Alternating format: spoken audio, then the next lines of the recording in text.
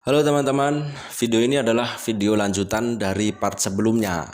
Jadi saya sangat merekomendasikan untuk Anda yang belum nonton part sebelumnya, pastikan Anda menontonnya karena di sana banyak juga pengetahuan-pengetahuan penting yang saya pikir Anda perlu untuk tahu. Untuk menonton video sebelumnya, nanti saya akan kasih anotasi di sisi kanan atas video ini. Jadi sekarang siapkan jempol kalian, saya hitung sampai 3, langsung klik ketika ada anotasi di sisi kanan atas. Oke, 1, 2, 3. Nah, itu dia kawan-kawan, silahkan diklik. Sekarang sisa orang-orang yang udah nonton part satunya. Jadi langsung aja kita mulai video part 2-nya. Selamat menonton.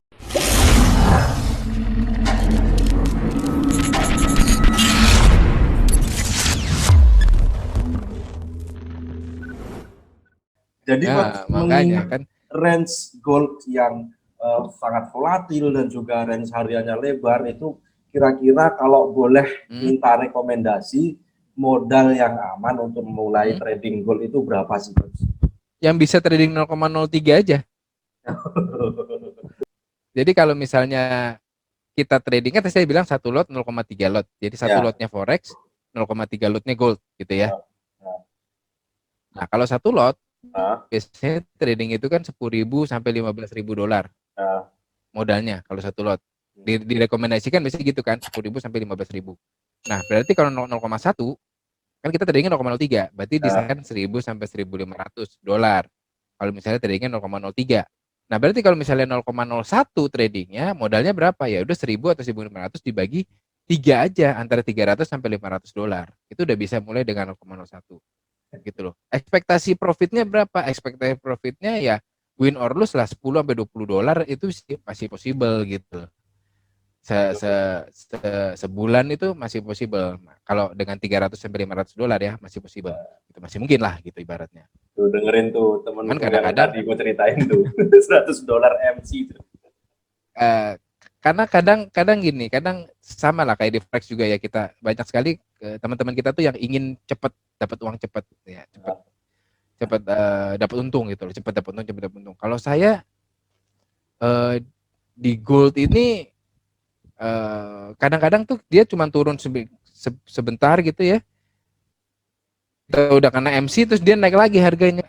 Kalau kita pasang support resisten, kalau teman-teman pernah pasang support resisten, ya kalau teman-teman yang mungkin tidak tidak menguasai, pasti akan pasang satu garis, ya kan? Nah, buntutnya candlenya gold itu bisa panjang sendiri di situ, tapi bodinya di atas support itu. Jadi kayak ngejilat kita punya stop loss atau kita punya MC, dia kemudian balik lagi naik. Jadi memang harus ada apa ya sebutannya, spare lah ya, jarak gitu ya, modal yang agak lebih besar untuk menahan pergerakan-pergerakan itu kayak gitu. Jadi ya sebaiknya jangan ngepas-ngepas lah kalau misalnya di gold lah gitu. Iya, iya, iya, iya. Kalau itu kan tadi masalah teknisnya. Terus apakah Hmm. ada peristiwa-peristiwa fundamental tertentu, Coach, yang mempengaruhi naik turunnya harga emas ini? Eh Intinya gini, emas ini adalah cadangan, seluruh bank sentral di dunia punya cadangan emas. Nah, Berarti mereka tidak mau harga emas terlalu jatuh. Udah itu aja. Nah, potensinya adalah yang mungkin bisa mengganggu pergerakan emas itu adalah USD ya, Amerika. Jadi kalau ada kebijakan-kebijakan Fed yang mempositif di USD, maka ada kemungkinan harga emas ini akan jatuh gitu loh. Jadi misalnya orang pada wah terus benar-benar yang bagus banget USD-nya. Jadi ekonominya bagus banget. Jadi kalau cuma data berita ya, kalau cuma data berita satu kali dua kali nggak usah terlalu takut karena dia pasti akan spike sedikit-sedikit. Tapi kalau misalnya yang panjang dari 1.800 tiba-tiba sampai 2.000 kayak kemarin gitu kan, eh, itu kan harus ada kondisi-kondisi yang ekstrim. Nah, kalau misalnya sudah mulai ada kondisi-kondisi yang eh, memancing harga emas untuk terbang, contoh adalah pandemi. Pandemi kita nggak mau berulang lah ya. Saya berharapnya sih semuanya baik-baik aja. Eh, yang sebelum pandemi itu kan yang membuat harga emas terbang itu kan perang antara US dengan China. Ya, perang dagang, rebutan perang dagang lah zaman itu. Nah, rebutan perang dagang itu yang membuat harga emas itu terbang karena orang larinya, begitu ada omongan soal mereka berantem, lari ke emas. Jadi dari US tarik investasinya, larikan ke emas. Kayak gitu-gitu. Jadi seberapa baguskah saat ini kondisi emas itu adalah ketika kita lihat fundamentalnya, ketika market, kepercayaan terhadap market itu tidak begitu besar, sehingga mereka menyimpan risk off kalau nggak salah sebutannya, ya risk off kalau nggak salah sebutannya. Jadi ketika mereka menyimpan investasinya, mereka kondisinya takut, nah mereka akan larinya ke emas, ke safe haven. Saya ulang mungkin kalau misalnya kurang jelas. Jadi fundamental yang harus diperhatikan pertama adalah USD-nya seperti apa, kebijakan-kebijakan USD-nya seperti apa, kemudian kondisi dunia sedang baik-baik saja atau tidak, ya, di sisi geopolitiknya, ya, baik dari sisi kalau sekarang kan natural disaster ya, pandemi, kita nggak bisa kontrol lah. Tapi kalau misalnya kayak perang dagang dan lain-lain itu kan masih bisa dikontrol kan, maksudnya dalam artian kalau mereka sedang goyang, kita bisa beli emas. Tapi kalau Kayak kita gitu. pengen harga naik aja itu kan kalau yang tradisional, Coach. Kalau di trading online kan harusnya nggak ngaruh, mau turun juga dijual juga Betul, profit. ya. Nggak usah Gitu. Jadi pikirin ya, kayak gitu juga nggak apa-apa. iya. Jadi gini, kalau yang menarik ya, teman saya punya cara trading menarik. Dia punya emas, investasi emas. Dia punya investasi emas, dia punya emas batangan. Setiap kali harga emas mau turun, di sell. Jadi saya punya emas batangan misalnya gitu ya, teman saya punya emas batangan misalnya berapa, 10 kilo lah misalnya. 10 kilo itu 1 kilo itu kalau nggak salah kan 800 juta ya. Dia berinvestasi juga di trading di emasnya dengan nilai yang sama ya, dengan nilai keuntungan yang sama. Jadi bukan berarti harus masukin 8M ya kan, karena ada leverage dan lain-lain kan, dia kita bisa turun kan. Jadi misalnya dia modalnya hanya 80.000 atau kan mungkin cuman let's say 10.000 misalnya gitu ya, cuman punya $10.000. Jadi setiap kali harga emas mau turun dia sell. Sampai harga mentok dia close. Harga mau naik dia buy lagi nggak? Enggak, dia diam aja. Kenapa? Karena dia berharap investasi emasnya dia akan naik kan. Jadi dia diemin, investasi emasnya dia naik, harga udah mentok lagi sampai atas, dikira-kira harga mau turun, dia sell lagi di sini. Jadi dia cuma ngambil sell terus di sini. Jadi untuk melindungi nilai, jadi melindungi nilai, itu namanya investasi lindung nilai. Menggunakan dua investasi, yang pertama investasi secara fisik, yang kedua investasi secara trading. Yang kedua adalah trading. Kayak gitu triknya. Kalau boleh rekomendasi, Coach, untuk trading emas ini sebaiknya lebih ke lihat teknikalnya atau lihat fundamental, Coach? Oke, kemana saya baru jawab ke beberapa teman juga.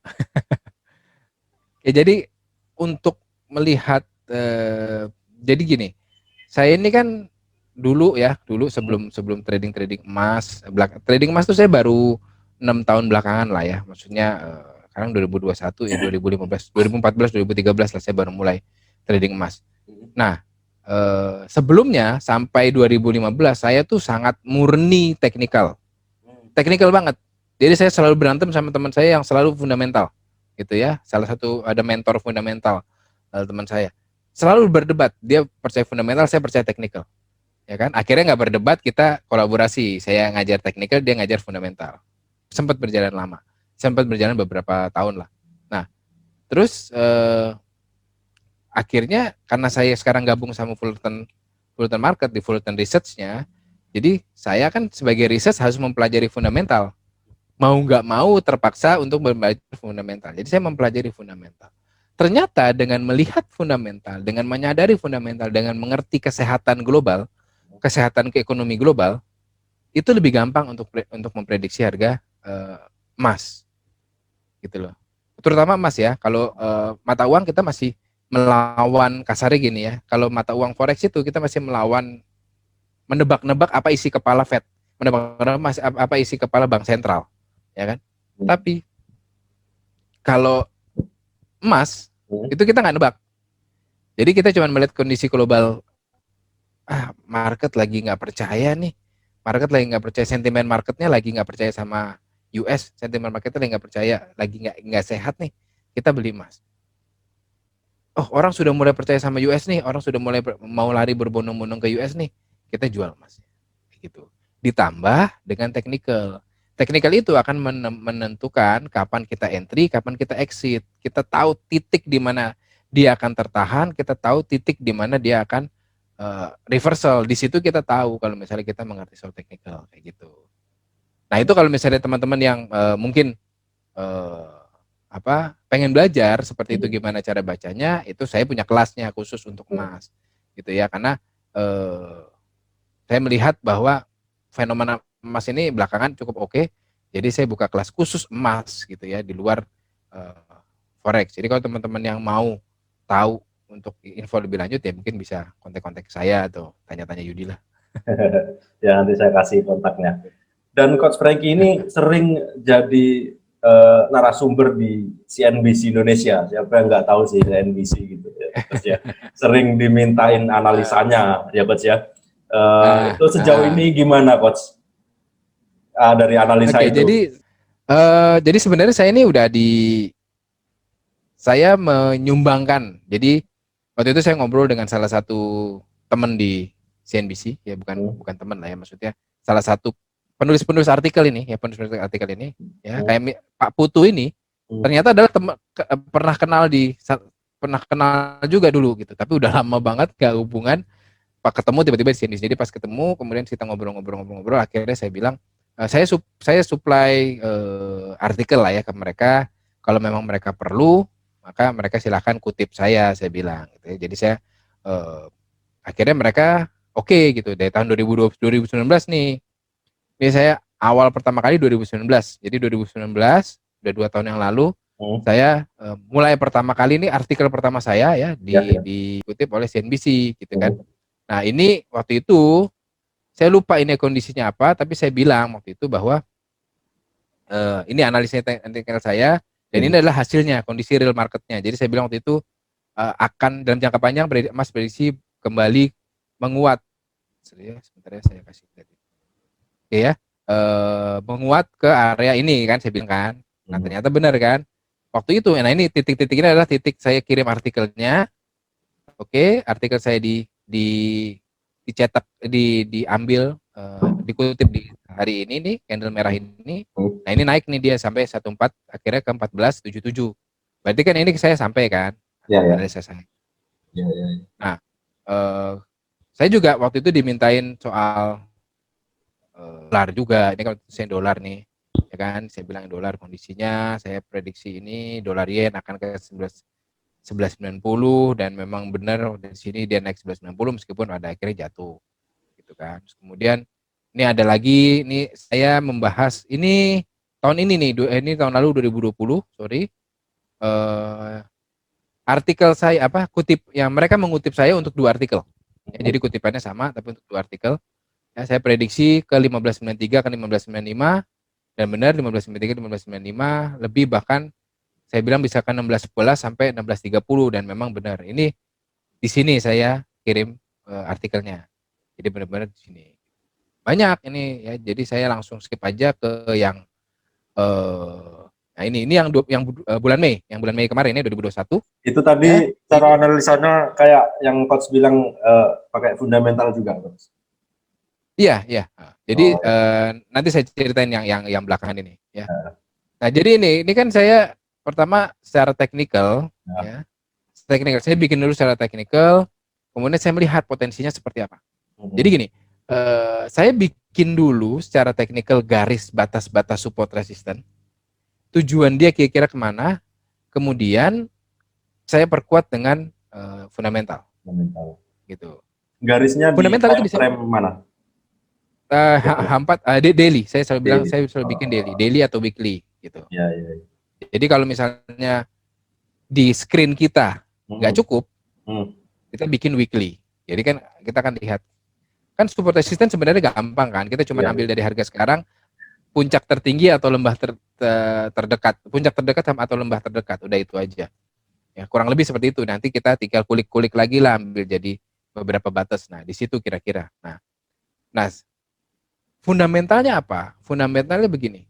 Fundamentalnya adalah di minggu itu atau di waktu dekat, apakah ada data kondisi yang bisa menggerakkan market atau enggak?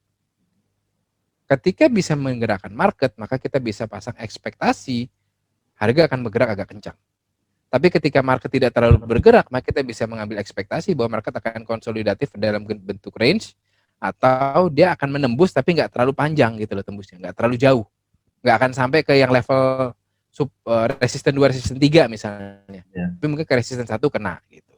Jadi seperti itu. Nah, ini kan salah satu contohnya kan. Nah, yang terakhir, sorry saya skip juga yang ini 6 Juli. Ya, ini baru nah, aja. 6 Juli yang baru aja kejadian. Kalau teman-teman perhatikan, dia naik cuma sampai 18-16 kalau nggak salah, 18 sekian. Karena minggu ini tidak terlalu ada berita. Gitu. Jadi nggak ada beritanya. Jadi kalau teman-teman perhatikan di minggu ini, hari ini, minggu ini tidak ada beritanya. Tapi dia nembus 18.00. Kan saya bilang di sini kan, menembus 18.00, maka potensinya akan ke 18.15 sampai 18.40. Dan ternyata dia sampai 18.40. Karena memang di minggu ini pergerakannya nggak terlalu kencang. Jadi saya tidak ambil yang 18.75 sampai 1900, enggak, karena nggak mungkin sampai situ. Yang sampai adalah 18.15, dan ternyata benar di pertama dia udah kena nih 18.14.90 kalau di Fullerton Markets ya. Dia turun lagi akhirnya juga sampai 18.16 kalau nggak salah high-nya di minggu ini. Gitu. Jadi kalau misalnya memprediksi itu, nah dan artikel yang terakhir ini saya sangat bangga sekali. Kenapa? Artikel yang terakhir ini saya disandingkan dengan analis dari Reuters. Jadi selama ini kan saya diambil analis sendiri. Nah, kali ini saya disandingkan analis. Jadi ya saya menganggap bahwa oke, mereka sudah menganggap saya sebagai seseorang yang oke lah, bisa lah. Tapi karena gini, kenapa saya fokusnya di emas? Kalau ke CNBC saya fokusnya banyak kan ke emas ya. Kenapa? Karena kalau ke Forex terlalu cepat pergerakannya. Karena saya baru bisa kirim artikel itu kan Senin siang atau Senin sore lah. Senin pagi menjelang siang atau Senin siang. Jadi ketika hari Senin siang itu berita udah banyak banget. Jadi saya pasti akan kalah dengan ini. Tapi kalau misalnya dari sisi teknikal, mereka masih mungkin bisa melihat saya sebagai orang yang oke lah gitu lah untuk bisa dilihat. Kayak gitu. Jadi kalau buat saya, jadi kalau sekali lagi saya remind untuk teman-teman yang mau trading emas, menggabungkan fundamental dan teknikal itu jangan terlalu rumit, jangan terlalu pikirin macam-macam. Pikir aja gini, support resisten di mana, emas akan bergerak kemana. Ada nggak data yang akan menggerakkan emas? Jadi pilih ke atas atau ke bawah. Ada nggak data yang akan menggerakkan emas? Apakah data itu akan bikin ke bawah atau enggak? Contoh ya, di sini, di artikel yang khusus ini, saya akan memprediksinya gini. Ya, meskipun saya melihat potensi bullish dari emas, saya melihat ada membentuk suatu pijakan dengan bergerak turun ke arah 1765 atau 1775. Ini 1775. Ternyata dia nggak turun nih dari sini. Kan prediksi saya dia akan turun dulu ke sini kan. Ternyata dia nggak turun nih, dia langsung naik. Tapi kan saya lihat potensi bullishnya. Kenapa? Lalu bagaimana? Apakah saya pasang buy limit atau enggak? Nah, di sini kalau saya nggak salah opennya di 1790 sekian. Kalau memang mau entry, silakan entry aja 1795 dengan resiko di 1775 ini. Resikonya SL apa bukan? Jangan pasang SL dulu. Tapi karena ada potensinya begini, kita pasang buy misalnya. Yang tadinya kita harus punya budget 0,3 lot misalnya untuk $10.000 ya. Kita entry-nya 0,1 lot dulu, 0,1 lot dulu, 0,1. Jadi kalau dari sini naik ke sini 0,1 lot ya udahlah, kita berarti dapat cuman sekian. Tapi kalau dia turun lagi kita bisa pasang lagi. Kita bisa pasang posisi lagi. Sampai 0,3 dia tembus 1765, kita punya risiko masih kecil gitu loh. Dibandingkan kita langsung pasang 0,3 ke sini ya kan. Tembus 1765 kan lebih gede gitu kan gitu. Nah, makanya itu tidak ada momen. Kenapa saya bilang akan ada pijakan? Saya berharap kan minggu ini ada FMC minggu pas saya tulis artikel ini ada FMC harusnya. Ternyata FMC-nya tidak terlalu berpengaruh. Ekspektasi saya FMC akan menguat dikit, dia akan bikin turun dikit. Ternyata enggak, ya sudah. Berarti memang dia langsung ke harga resistennya, ke targetnya kayak gitu.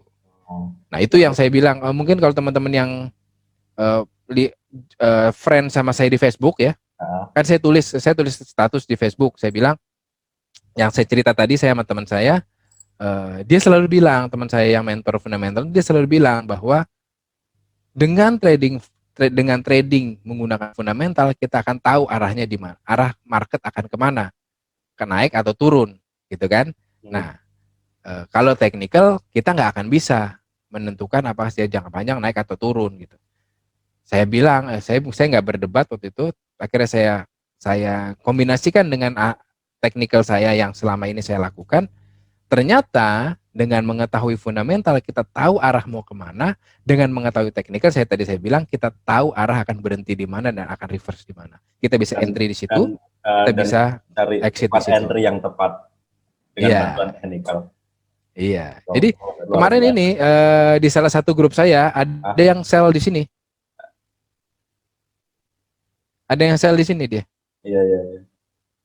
Dia sell di 18.13 something. Saya bilang dia targetnya di 780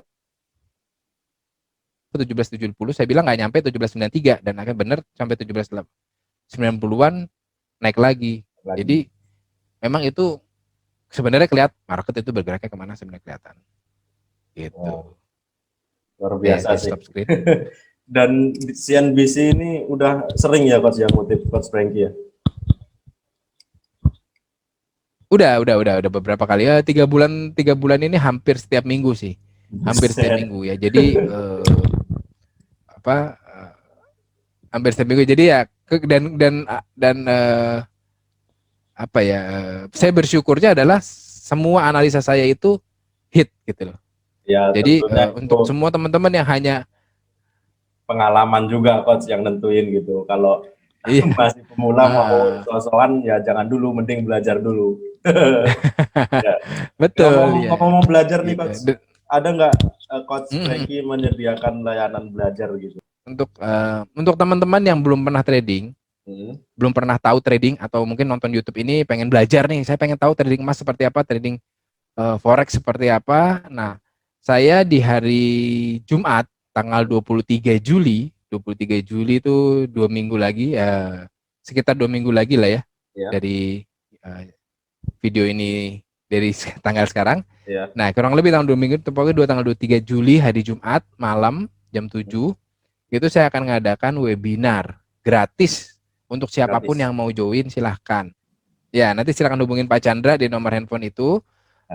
Silahkan hubungin dia, tanya sama dia, ngobrol sama, silahkan WhatsApp ke dia. Saya akan bahas, judul dari webinarnya adalah menghasilkan dari rumah di tengah ketidakpastian. Karena kita tahu sekarang lagi PPKM. Kita nggak pernah tahu pandemi ini akan berakhir kapan.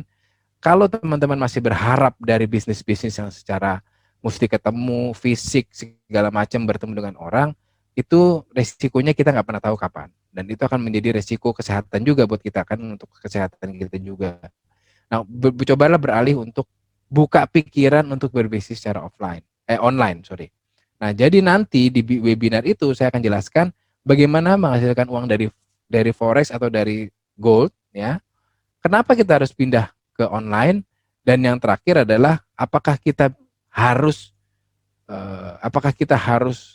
mempunyai skill tertentu atau tidak untuk bisa sukses di forex trading atau di gold trading gitu. Dan belajarnya bagaimana itu ada kelas-kelasnya lagi kayak gitu. Entar semua saya jelasin semua di webinar gratis di tanggal 23 Juli. Catat tanggalnya ya teman-teman, nih saya tampilin lagi nih. Tajuknya menghasilkan dari rumah di tengah ketidakpastian dengan trading gold dan forex. Catat tanggalnya, tanggal 23 Juli jam 7 malam sampai 9 malam, gratis. Langsung aja hubungi WA-nya Pak Chandra. Oke, mungkin gini ya Mas Yudi, saya untuk nutup aja ya, Terima kasih nih untuk teman-teman yang udah nonton segini lama. Untuk teman-teman yang ingin belajar, ingin mencoba-coba untuk trading gold, trading emas, trading forex, itu boleh, silahkan. Kita tidak melarang, tidak ada yang melarang lah untuk mencoba-coba. Tapi lebih baik belajar dulu, mengerti dulu kenapa forex ini begini, kenapa gold ini begini. Karena forex dan gold ini berbeda, gitu ya. Nah, kalau ke teman-teman yang sudah pernah trading, yang belum pernah trading, silahkan ikut webinar saya. Yang sudah pernah trading, pengen tahu trading saya seperti apa, mungkin bisa kontak saya ya, mungkin bisa kontak saya di Facebook, mungkin bisa kontak saya di di Instagram saya, atau juga mungkin bisa join di komunitas saya. Kalau misalnya teman-teman mau, silahkan join di komunitas saya. Namanya komunitas trader sejalan. Ini komunitas baru. Kenapa disebut komunitas trader sejalan? Karena kita nggak mau bikin, ini grup Facebook ya. Saya nggak mau bikin komunitas yang cuman asal ngumpulin orang terus nggak ngapa-ngapain gitu loh. Jadi saya akan berikan edukasi, saya akan berikan semua yang saya share ke CNBC akan saya share di komunitas tersebut, di grup itu. Gitu.